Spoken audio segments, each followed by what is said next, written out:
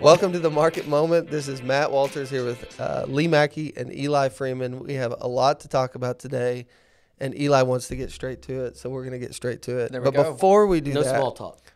Remember that we have a new home on YouTube called The Market Moment, where our video versions of the podcast and data brief are held.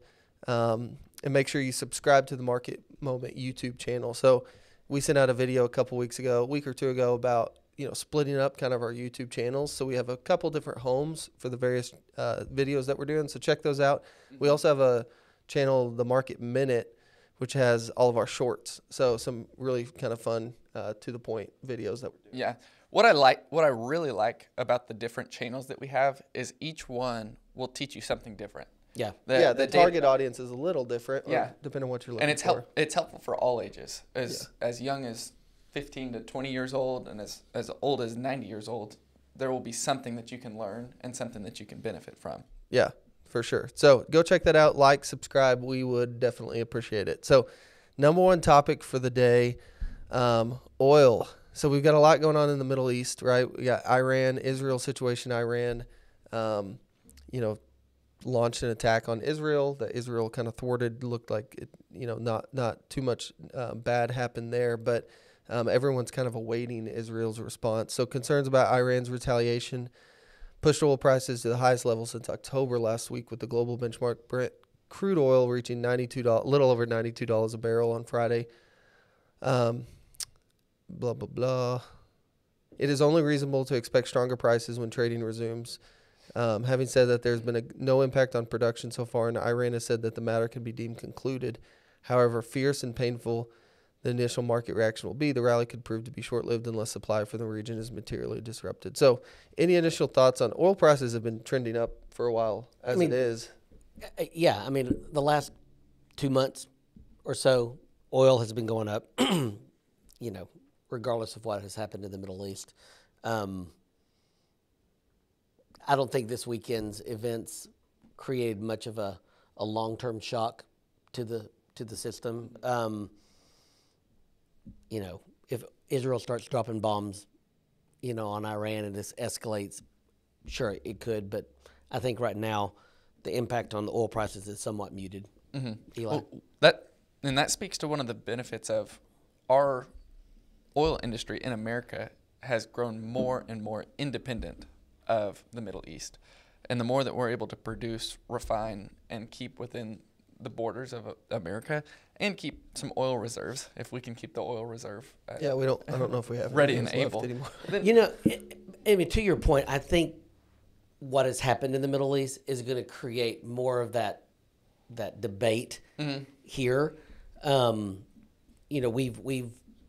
not producing as much as we were, and so I think that anytime something like this happens in the Middle East, the debate in Washington is over how much more we should be producing. Mm-hmm. Should we become completely independent? Energy independent. Yeah. So, the last, the late 80s, 90s, 2000s, so much about it, the world economy was about globalization, right? And importing and just like relying on the different partners around the world to kind of doing what they're good at, whether it's cheap labor or whatever. And, going back from with the start of COVID and now the instability in the Middle East, I think it's just more and more of a push of, there's a lot of advantages to what you can do, in-house, or within your own boundaries. Like there's a lot of positives to that. And that now it's inflationary. Sure. Right. And so we're already in an inflationary environment. We're dealing with that. It's really hard. People are struggling. Mm-hmm. War is very inflationary. And so that's the downside to that, is that's going to put continued pressure on prices and energy prices that kind of trickles down to everything. Yeah, and gas prices were one of the first components of CPI or inflation to give. Mm-hmm. When gas prices started declining is really when we started to see inflation start to come down. Mm-hmm. If they start to rise again, well, just like we saw this month, the inflation reports CPI, probably won't be as positive as they have been. Oil is a very political issue. Sure. Within the inflationary market, oil is one that really can be controlled a little bit in Washington. So it'll be interesting to see kind of what occurs over the next 6-7 months as we lead into this, into the November elections. It'll be a hot topic for sure. And gas prices specifically, I know we're talking about oil, but gas prices specifically, that's like the food conversation. I mean, it impacts everybody. Sure it does. Right. And so it's very personal and impactful. It's up, I think, 55% since, this is not a political statement, but it's up as much as it is down over the last 12 months, it's still up about 55% from 2020. So it's up a good bit. All right. So if you like this episode, be sure to click on the YouTube, the like button, give us a share on your social media platforms.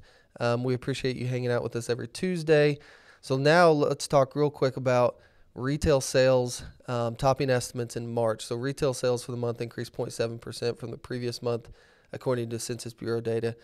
Economists had expected 0.4% increase in spending. This is the second consecutive month uptick in retail sales, suggesting January surprise 1.1 decrease was more an aberration than a trend. March sales, excluding auto and gas, increased by 1% above consensus estimates. Here's a quote. The strong rise in retail sales in March and upward revision in February's data will further support the Fed's stance that there's no rush to start lowering interest rates. So that came from the deputy chief, U.S. economist Andrew Hunter. Let me see here. Anything else? Troubling signs of potential threats to spending power for consumers at the lower end of the income spectrum, but these threats are not enough to tip the aggregate spending data lower. Confidence in continued labor market strength alongside strong savings stocks among retirees are going to combine to underpin strong consumer spending in the foreseeable future. So, anyways, thoughts on that? The economy's hot. I mean, the economy's hot. The consumer has money, whether it's real money, credit. I think we have discounted the impact of the significant rise in wages through COVID. When McDonald's workers are making $16 to $20 an hour, I mean, that's real money. In New York last week at the JP Morgan conference, one of the things that Jamie Dimon and various others talked about was, the economy is very, very strong. And these retail numbers show it. People are spending money on just about every category across the board. And to your point a few minutes ago, the Fed is in no rush right now to begin lowering interest rates, not with numbers like this. Yeah, I mean, it wasn't that long ago where the market was pricing in like 6 rate cuts this year. No. Yeah. And we may be lucky to get 2. Yeah, now, I mean, I'm sitting here, I'm like, I wouldn't be surprised if there weren't any. I still think there will be, but I mean, I wouldn't be surprised if there weren't any, if the numbers and the data keep trending in the direction they have and stay strong. So it's hard to think that the economy's not hot when you see things like retail sales going strong, because that's a direct correlation to consumer strength. Absolutely. And you pair that with, and the story makes sense. You look at housing. If housing rises, people tend to spend more because a lot of people like to leverage their house increase to go spend. Financial assets have gone up. So if you're middle to upper class and you hold financial assets or real estate, then your net worth has grown. And a lot of times when people's net worth grows, they don't just sit and watch it and smile. They sit it and spend it. And a lot of times you see a tick up in spending in March, April when tax refunds come in. Well, and you'll see corporations run discounts right around tax return season. Sure. So, well, yeah, it's going to be interesting to see how this cycle ends, because if and when they do start bringing rates lower, I mean, what do you think that's going to do to housing? What do you think that's going to do to spending? People pulling their equity out of the house when they can, instead of doing a HELOC and having to borrow at 7 or 8%, they could do a cash out refinance at 4% if rates come down, right? And people are gonna capitalize on that. So that will be the very tricky part with inflation, is if they cut rates too soon, that could spark another kind of spending frenzy for a lot of people. But if they keep it, the economy's hot, but at the same time things are like, people are struggling. It's like there's this yes. dynamic between people are struggling and it's hard and stuff is really freaking expensive, but people still have spending power and are spending money. So all of the data at a high level still looks very, very strong. Correct. I mean, you will begin to see the lower middle class, the lower class beginning to hurt. Right. If inflation And, you're seeing it. I mean, you are seeing it, but you'll begin to see it even more so. We don't have it on our sheet today, but right before I came in, housing starts cratered over the last week, down 14, almost 15%. Interest rates are high. Nobody's moving. Yeah, who's buying? Yeah. Well, and here, so the first quarter of 2023, the credit card debt was almost at $1 trillion. So we were approaching $1 trillion. Now we're at 1.129. Okay. So I mean, we increased by 100 billion. That's 100 billion. Got to get my zeros right. Yeah. Just in a year and a half. That comes from Y charts. Yeah. Yeah. So, interesting times for sure. And and then like we talked about with the oil, then you tack the oil and the instability in the Middle East on top of that. It's, there's a lot of pressure. And one of the things that came out of the conference I was at last week is every country, really most of the industrialized countries, are increasing their defense spending, which is very inflationary. Sure. I mean, I think they said... Well, all of Europe. All of Europe. I mean, since the Ukraine war Absolutely. started, I mean, that those budgets got blown out and Yes, started spending. and they just said that's why, that trickle down approach, all that spending will keep prices high, very inflationary. Yeah. So, And like we've talked about in the past, and I know this is not necessarily what people want to hear, but we had such low inflation for so long. I mean, you can't, I don't know if I could pull up the chart here, but I don't know if you can find another 10, 15-year period that inflation was as low as it was pre-COVID. yeah, and right? rates near zero. Like I mean, so that when you have unnatural, I don't know if unnatural, but is the right way to say it, but unnatural kind of rates with inflation, borrowing rates on the low end, like that's not sustainable forever. And there are going to be kind of consequences for that on the back end of, things are going to have to normalize. And I think that's what we're seeing now is just trying to flesh all that out. And, the difficulty with the news, and I even think with our government and how they view it, is normalizing takes longer than most people expect. Like to get to a normalized interest rate environment, to get to a normalized household income, to balance sheet, it takes 10, 15 years probably to correct if something was a 10 to 15 year period. Our economy is a very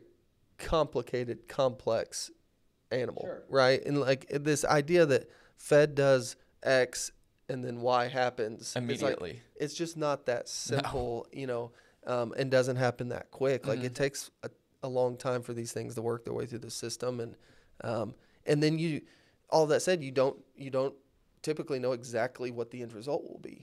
You might know per the books what it should be, but and I'm beginning to think more and more, it's more and more likely that we don't see a 2% inflation number. That they continue to say that's their goal.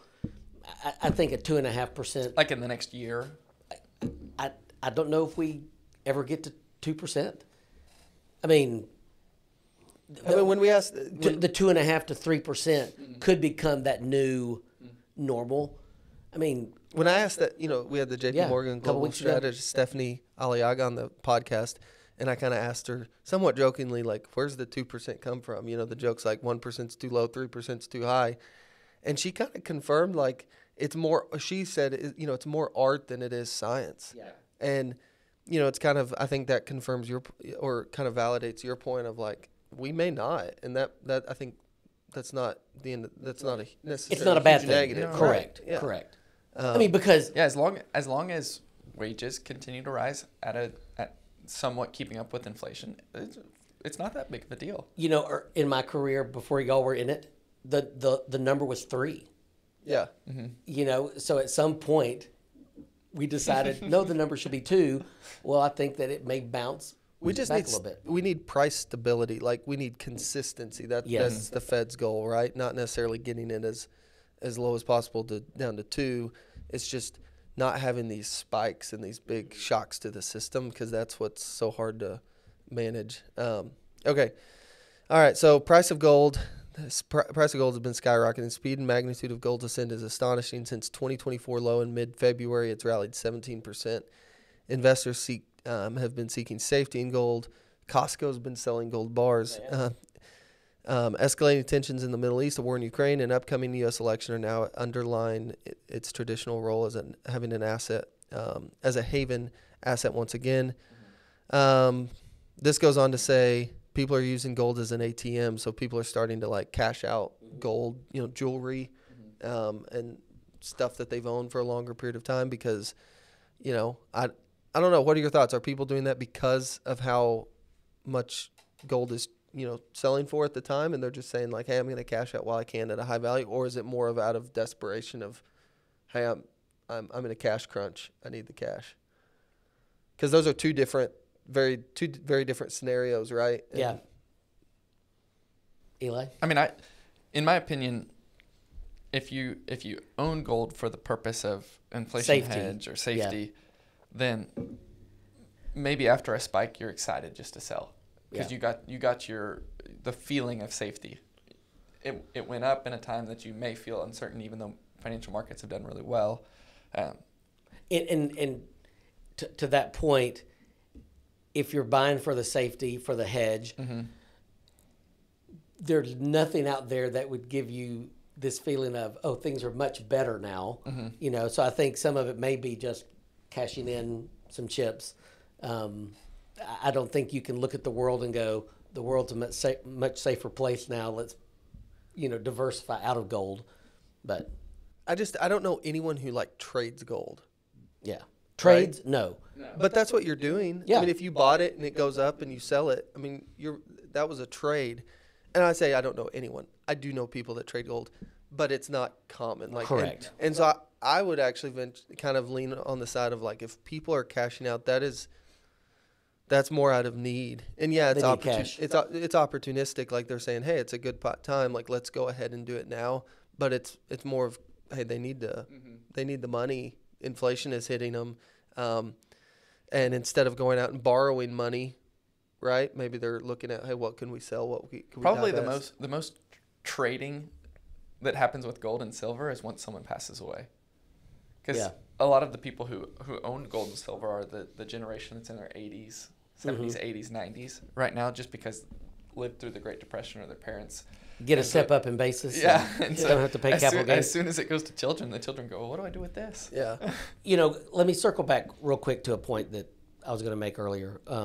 We were talking about housing and high interest rates and so forth.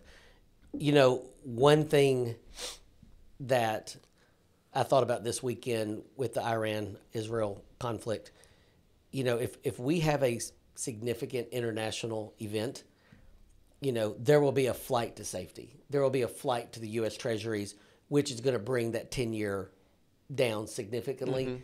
You would then see mortgage rates begin to come down because mortgage rates are directly tied to the 10-year.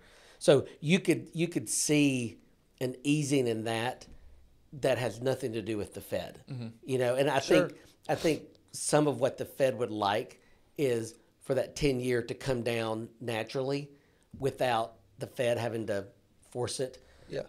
Anyway, I thought about that over the weekend thinking, man, I wonder what's happening to the 10-year, when Iran did what they did. But so far we haven't seen it. The 10 years continue to go up, actually. People are bullish. Yeah. Yeah. Yeah. There's a lot of volatility in the markets, in the world, but as there always is, right? You can go back and look, in every decade there's been instability around the world. And I think we're definitely living in an interesting time right now. And, I mean, the world awaits Israel's response. Yeah. I think that, yesterday we saw a lot of volatility in the markets. Partly the markets have kind of gotten over their skis a little bit to begin the year. But Iran telegraphed what they were going to do. Now, literally, the world waits. I mean, Iran, and I'm not a geopolitical expert. Okay, go. the farthest from. Dr. Walters. Yeah, but I mean, Iran, their response definitely seemed like, hey, we have to do something, just to kind of show our people in the world that like we're going to respond. But they took like the path of like, we're not actually trying to Hurt spark anybody. Right. Yeah, or hurt anybody. It's just more of a show. We'll see how Israel takes it. Yeah. Right? Yeah. I don't know if they're seeing it in the same light, but To say that Israel has their hands full right now is a bit of an understatement. I mean, they're getting it from all sides. yeah, I mean, they're surrounded. When you look at you have Iran and their proxies literally surround Israel. Yeah. But I was watching, and this is going down a completely different tangent, but I was go down watching a rabbit hole. I was watching a thing the other day that was really interesting. It was just a short video on YouTube, but it was Dr. Phil, and he had two Hamas or Palestinian women that were kind of Hamas, I don't know, apologist or whatever you'd want to call it. And then one of the former co-founders of Hamas, his son, who like led and fled and now is like, trying to tell the world of like what Hamas is really about. And he gave a little bit of a history around, he said if it wasn't for their common hate of Israel, all of these like sects within the Muslim Arab world would be trying to kill each other. He's like, they hate each other, but their common hate for Israel keeps it. So it was just really interesting to the history over there in the Middle East and everything going on is kind of hard to wrap your head around. And we have a hard time putting our mind around the fact that everything is so close over yes. there. I mean, just a few miles separates dozens of countries. Yeah. So yeah, it's a tender. I don't know box. how we got down that, but that's hot. I mean, that's what's going on. So people come for finance, and we throw in a little poli sci to top it off. Any parting words? Anything to leave the No, listeners with? it'll be interesting to see what happens in the next week until our next podcast. Yeah, leave us a comment. We look for those and look for questions, and we try to address any that we see or as many as we can. So be sure to leave us comments, give us a like, and subscribe, and we will see you guys next week.